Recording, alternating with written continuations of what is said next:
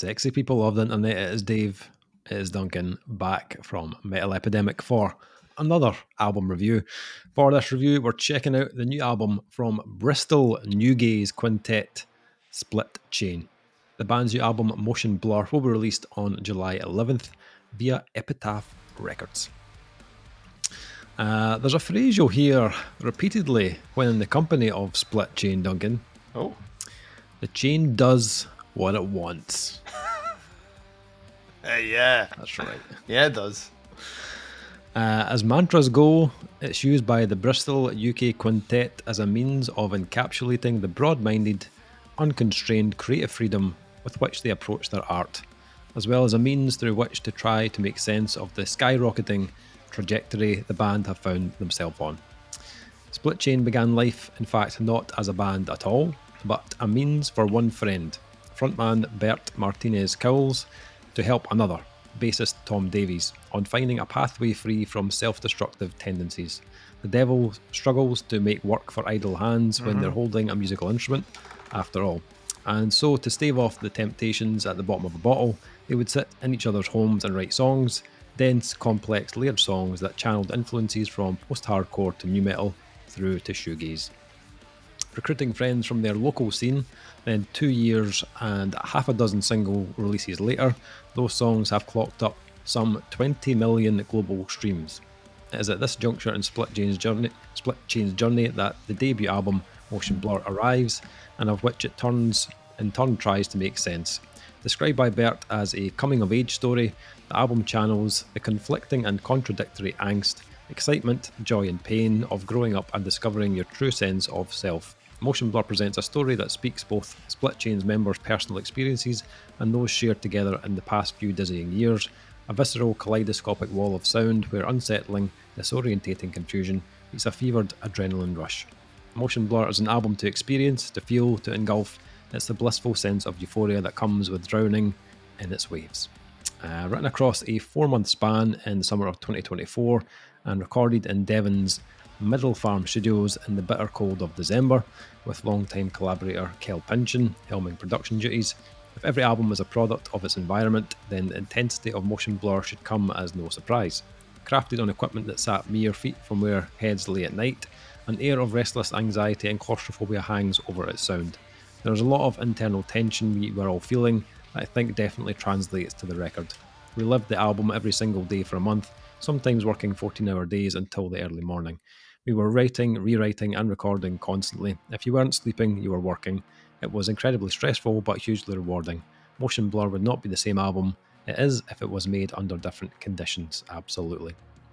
This is a story of what we've been through, and this is a story of who we are today. You either let the things you have experienced define you, or you choose a different path. You can be whoever you want to be. If there's one thing I hope people take from this album, it's that.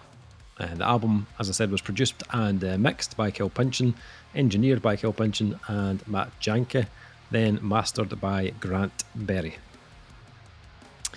Okay, we've spoken about Kel Pynchon already this year. I'm sure we have. Yeah, the name's come up before. Was it Love Is Noise? I think it might have been Love Is Noise, actually. Makes sense. Kind of similar wheelie housey, wheelhouse house. I think he was involved in that. So anyway, like very new band, only formed in 2023, signed to Epitaph in 2024 for their debut. You're doing no bad there. Yeah. We've had worse months, Dave, you know what I mean? Yeah.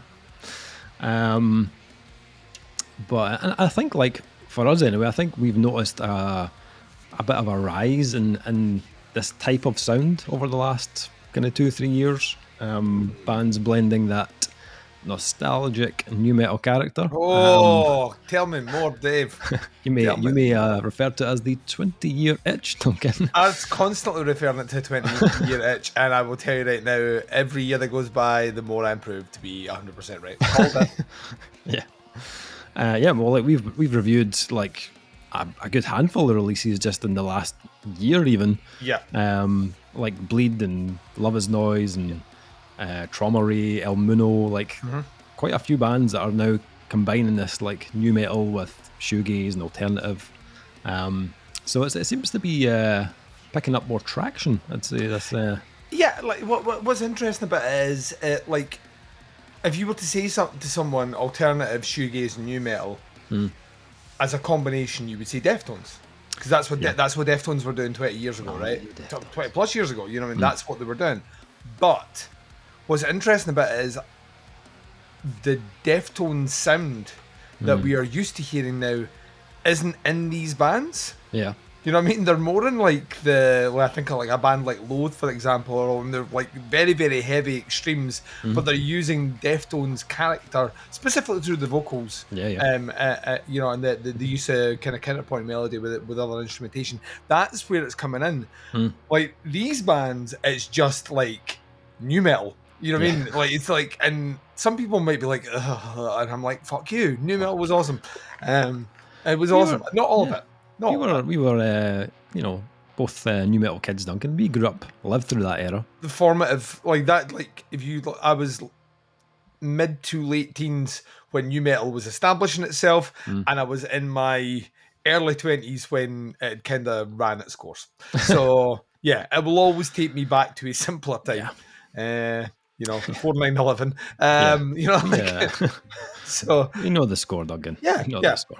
So we've been there. We know it. We know our shit as well because we're that old that we can call it an influence when we hear it. We had the drop chains and the Jinko jeans, the chino goatee and the fucking blonde hair. You know, fishnet top if you were me. Yeah, only one of us done that. Yeah. I'm gonna say the group only needed one. I did. Yeah, I did the blonde hair. You did the fishnets. Yeah. Covered all our bases. It's a little bit of Korn, a little bit of Cold Chamber, a little bit of Deftones, a wee bit of Limp Bizkit. That was you know what I mean? Yeah. They're the ultimate crew. Look at them. Fucking Avengers. They're not going to regret that in 25 years. And not halfway. No, thankfully social media was not as popular back then, so not a lot social of media didn't exist back then. All right. The baby Jesus.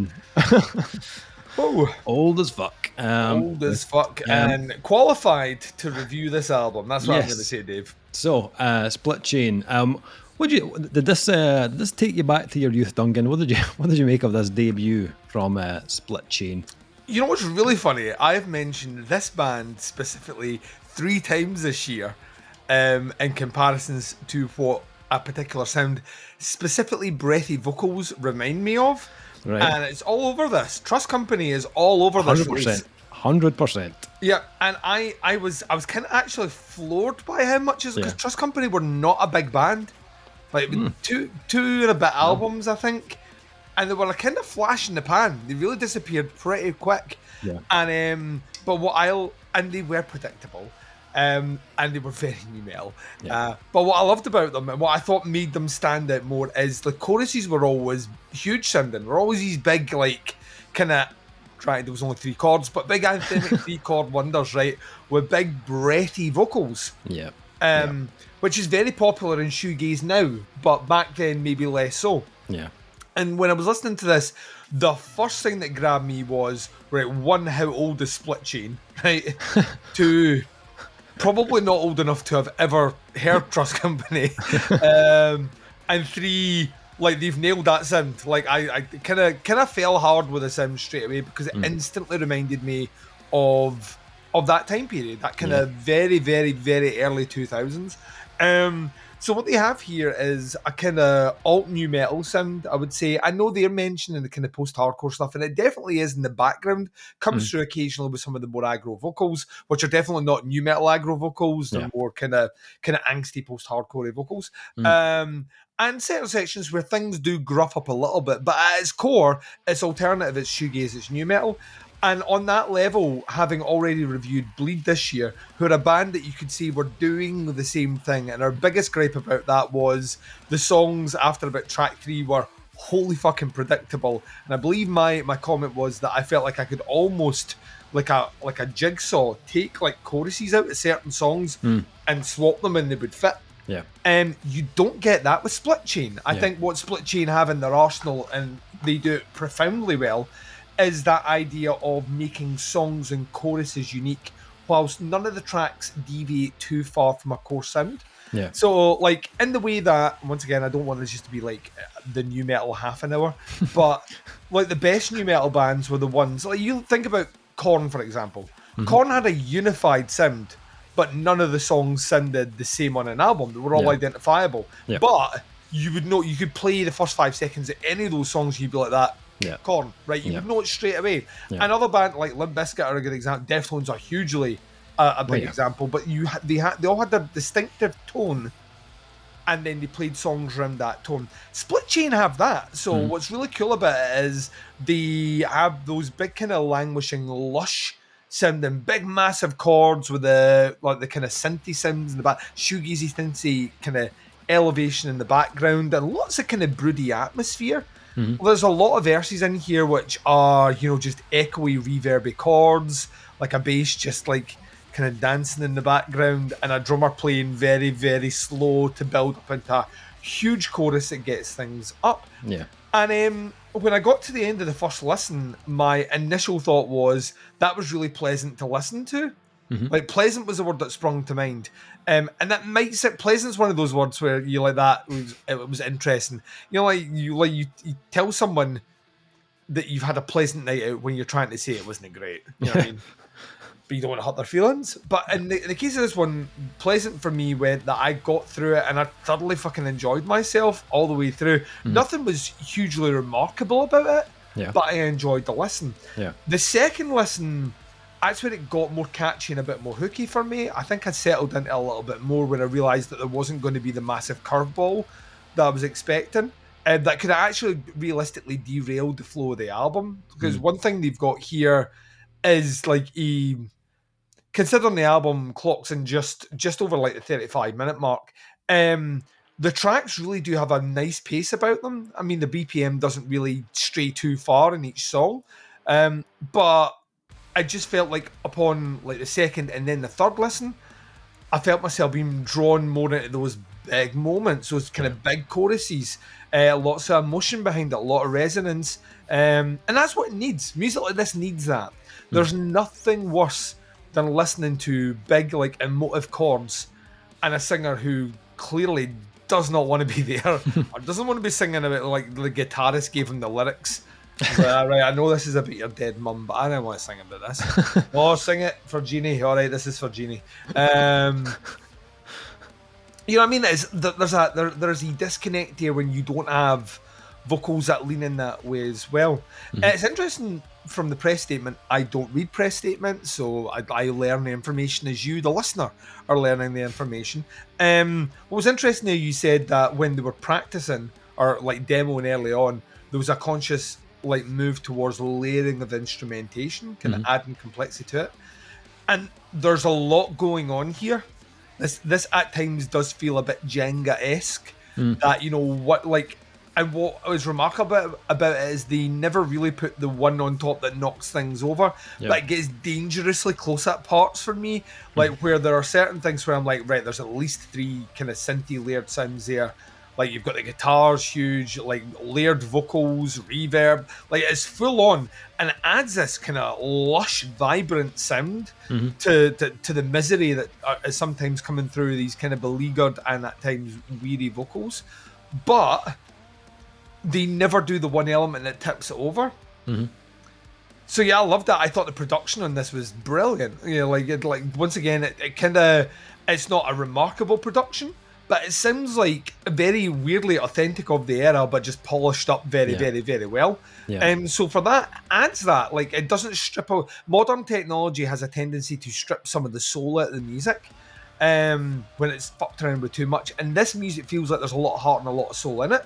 So the danger is, and Love Is Noise is a great example of this. Love Is Noise managed to keep that in their sound all the way through. You could feel the emotions as it kind of weaved.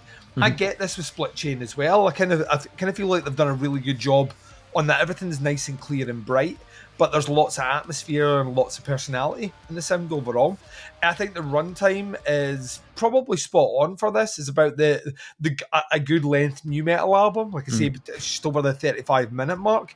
I suppose my only criticism, and it's not really a criticism, is Split Chain aren't necessarily doing anything that we haven't heard before. And if you're old like me and older like Dave, sorry I had to say it, we lived through this first time round, and I quite enjoyed it first time round, and to be honest, I quite enjoy it now. It's like Yeah. it's something I'm not one of these ones that pretends that like 4 years of their life didn't exist because they listen to fucking $3 bills, y'all. You know what I mean? I embrace that. I wear that like a badge of fucking honor. Yeah. So like a lot of this is very reminiscent of things I listened to then. Sure. What I kind of like about it is that I think, and I've been saying this now for about 3 years, I think we're ready for it again. Like I do think the time has come to bring back that, and we've been being prepped for the last decade with bands starting to add a little bit of bims, like genty bands doing a wee bit of the new metal. Bands starting to bring those elements back in, and every now and again you need a band just to bring it all in. And we're getting so many different flavors of it. That new Tala album, every single I've heard sounds absolutely amazing. Yeah. And they out and out call themselves a new metal band. So like we're getting it. Bands are doing all various different versions of it. And this fits in that. It's very, very easy to listen to. Great to have on in the background. Even better either very early in the morning or very late at night. But yeah, they to me have captured something I would happily, like, this is one of those albums I know for a fact I'm going to end up just playing and playing and playing without any like great thought in it. It'll just be that moment where I'm like, you know what, I need just something to play in the background and just relax. Yeah. And that'll be there. And like I say, that's not to take away the heavier elements. There are a couple of songs in here where the vocals go into the red and it's screamy and all the rest. But that's like the reverse of what you get in most bands, where you get all the heavy vocals and then the occasional melody. Yep. And this one, the melody is the driving force, and those heavy bits are used sparingly on the album for emphasis, and it makes those songs stand out more because they're not grouped together. They're spaced very well to make the album flow. So yeah, I thoroughly enjoyed this. I can see why Epitaph picked them up. This to me feels like something that is probably going to do quite a bit of business for them, and as kind of like first tries at a major label debut go, it's fucking stonker. So yeah, I think they've done really, really well with this. What about you? How did you get on with Split Chain? Yeah, I think with this like melange of styles, I think balance is something you have to really kind of take into account. I feel like if a band goes too heavy on the new metal influences, then you do spend like the full album kind of comparing it to bands of the late 90s and early 2000s. That nostalgic feeling would maybe be too much, too familiar. And then it is just like an album drowning in similarities rather than displaying Which any was the kind bleed of issue, I think, for us. They end up lacking personality. Fortunately, I think Split Chain do a pretty good job of not leaning too heavily on the new metal, that it becomes like a game of like, guess which new metal band this track sounds like, and like as you said, there's influences in this for sure. Like there's a few like kind of stronger influences. Deftones obviously being one. Trust Company I got as well. That was one that came to mind. Chevelle as well. I got a little bit of Chevelle coming through. Yeah, you're still on the go. Like never get like Chevelle never stopped. They were like, no, we go forward. An album every couple of years and never ending tours. Yeah. I think they're on tour this year as well, which I was like, when I read that, I was like, holy fucking shit. I know. There's a handful of them that are just still like plugging away, man. They got that American audience, not that international audience. It's like Seven Dust. They got that American audience, which means that they can do an album, do a massive tour, write another album, do a massive tour, and just rinse, repeat. Yeah. For the next 30 or 40 years. Yeah. So I was speaking to someone else, but someone the other day. I was speaking to someone about Non-Point the other day. It's like another band that are just like none of these bands were out the gates where like you were thinking when you heard that the first time you heard them, you're like, oh, these guys got it around in 40 years. You were like, a couple of albums, it's nuts. Probably disappear. But like, I feel like with the new metal stuff they do on here, like it's never on the corny side. Like this never ventures into. No pun intended either. But yeah. You're not running. No, it's not like that. So no, no. I mean, there's no Michael Jackson covers or anything like that. There's none of that. There's none of that on this album. It's definitely more on the ethereal side. With like heavy atmosphere and that like big dreamy kind of backdrop to it. But as you said, though, it's still got weight to it. That this still gets like groove laden and chunky in parts. But it's still like it remains like connective to that more dreamy kind of haunted side of the band. On top of the new gaze kind of sound, you do have some other elements that they kind of like trickle into this on occasion, just to kind of alter the direction slightly. I thought that was a really smart move, because it did, like this album could have ended up like that Bleed album where it starts to become a bit repetitive, had they not decided to kind of just alter the direction a little. But for a band on their debut, this comes across like very accomplished, which does make me think they maybe have been involved in other bands over the years. It feels a little bit too well versed for it to be like their first attempt at this, to be honest. But yeah, as I was saying, I enjoyed the little additions of there was like a little bit kind of emo at times, alternative, a little touch of post-hardcore, a little bit of grunge as well coming through. There was a few moments of like I was like, that's not like a huge stretch away from like a band like the Smashing Pumpkins. There's also what was the track? There's a track. It's Who Am I think it's called. It goes a little bit more kind of 80s. Like there's a kind of retro drum kind of thing happens at the start of the track, and then there's a little bit more of a kind of emo tinged kind of melody coming through. I like the little. I think that was the track that had the cassette flip as well. At the end, it's like the kind of middle of the album type thing. Again, it was quite like, I understand why they did it for the middle of the album, but it was also had a little bit of that nostalgia as well. It's like, oh, like cassette tape. Here we go. And like there are tracks on here that are slightly more varied in tempo as well. Adding there's a little bit more of a kind of slightly more brisk pace on Who Am I, the space in between, and Headway was the other one. So it does, like, it stops the album from kind of getting stuck in that kind of repetitive groove of the same kind of tempo. Vocally, I think the album's got a lot going for it vocally, actually. It's filled with those big dreamy melodies for the most part. Bert does have that kind of Chino-esque kind of lilt to his voice, which does come across massively. Tracks like Spit, for example, huge on that track. He's also got some screamy moments as well on the album, which are quite visceral. Once again, Daddy Love His Noise. For sure. Think about it, because that's what you were getting all the way through. It was kind of Glassjaw, kind of emo meets Chino meets screamy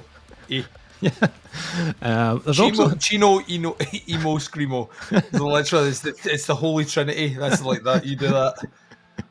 There's also something a touch more kind of alternative as well when it's required. You get a little bit of that on the space in between, but I feel like when you listen to the vocals, there's a lot of consideration being given to the vocal kind of recordings on this.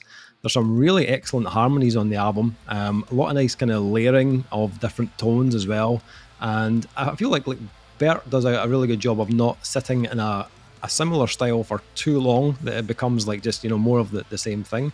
I felt like maybe towards the end, some of the clean melodies felt a little bit reused, but that happens on Deftones albums as well, to be honest. Oh God, yeah. But I did. That's why at the end of Deftones albums, in later day Deftones, they just go fucking weird at the end of the albums, because Chino's like, I've done everything. Like you got 8. I said 8 songs. I know the label says 10. So let's get a robot voice, some weird samples, and that's enough for like keyboard guy. These 2 songs are yours. Like that are fine. And in saying that, like I enjoyed the way they closed this album. Split Chain did. That last track is a little bit more stripped back. I think it leans a little bit heavier on the kind of floaty, kind of atmospheric side. But I'm glad they finished off with a track like that. I think it was distinct enough to give you that feeling of like, oh, this is the final track. This is, that feeling of finality at the end. And production-wise, I thought it was really good. I think it sounds really lush. Like, I put the big headphones on just to, get the kind of decent kind of production in my ears. I imagine like a vinyl would sound pretty sweet on this one actually as well. Sounds really expansive. I think really well recorded instrumentation. Guitars and drums have that kind of, they've got a nostalgic character, but there's also that kind of more modern side as well. And I think it really accentuates the shoegazy kind of side of the band perfectly. And like yourself, I found this like a real kind of enjoyable listen. I think it's like, for a debut, it's a well put together balance of nostalgia and like modern ideas, but packed in a really kind of nice production. Not revolutionary by any means. Like, as I said, like this blend of styles is becoming more popular, just over the last wee while. But after listening to the album, I would definitely go and see them live. Like, I think they would be really cool to see live in that type of environment, just to get a feeling of their kind of their energy on stage and stuff. I think it would be pretty cool. So yeah, after hearing the singles on this, the album, found it really enjoyable. And it didn't fall into that kind of that trap that we've heard already, where it does start to just sound like the same thing over and over again. I thought they did a really good job of making sure that didn't happen. Okay, so final thing, scores for the debut album from Split Chain. What you scoring Motion Blur? Yeah, I really like this, and I know there are going to be people out there that are going to be angry that the new Metal Hydra has raised another head because he tried to chop off the last one. I'm giving this a 4. I think it's really well put together. I think it's a very, very easy listen. Like, there's like not challenging at all.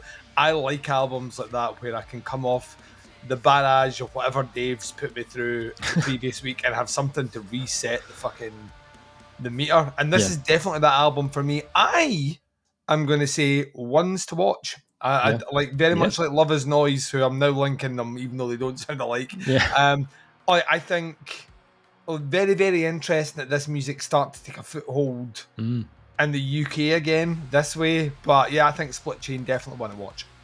Yeah, totally agree. 4 out of 5 for me as well. Really enjoyed my listen to this, and yeah, it is one I imagine I will come back to just when I just want to kind of chill, or even actually just sticking on in the car and stuff as well. As you said, it's not like an overly challenging listen. It's one that you can kind of just enjoy without having to overthink it. So yeah, I'm going to go 4 out of 5 on that one as well. The album drops on July 11th. Through Epitaph Records. I'll put some links to the band to pre-order one of the singles so you can check it out. Let us know what you think. Have a listen. Happy to hear your thoughts on it. That is a review. Thanks for checking it out. We'll be back with another review very soon, but until then, take care. Speak to you soon. Bye, everyone.